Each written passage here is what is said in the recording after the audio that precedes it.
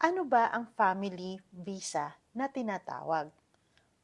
Ang family visa ay ang pag-i-sponsor ng asawa, anak, o magulang.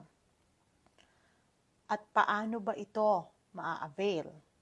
Maa-avail mo ito kung nandito ka na sa United Arab Emirates at sapat ang sahod mo at kumpleto ang mga documents mo.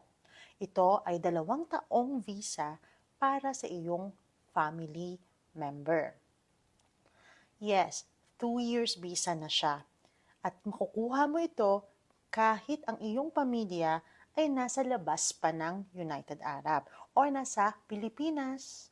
Kahit na anong bansa ay welcome dito sa United Arab Emirates.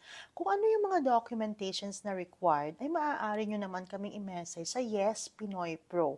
Makikita mo kami sa YouTube, sa Facebook, sa X, dating Twitter, or makikita mo kami sa Instagram, at iba't iba pang social media channel. Kaya kung nais nyong malaman kung paano nyo kukunin ang inyong pamilya dito sa UAE, ay maaari nyo kaming i-message. Simple lang po ang mga documentations required dito, kaya huwag kayong matakot. At yes, ang lagi naming promise sa lahat ng kumukuha kay Yes Pinoy Pro ay sit and relax. We will do the needful para po matulungan kayong lahat na mabisahan ang inyong pamilya. Magsisimula ito sa 2 years visa, pati sa mga renewals nila ay wala ka nang iisipin pa. Kami na ang bahala. Gano'n na ba karami at ang customers ni Pinoy Pro, ni Yes Pinoy Pro? Ang customers ni Yes Pinoy Pro ay napakarami na kasi napakatagal na namin sa market.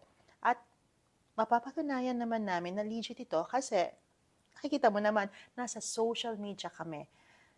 Kaya may number kami sa Google, may number kami sa Facebook page namin, and you can always look for us, look for Arnel, Kyla, or Andy, at tutulungan nila kayo.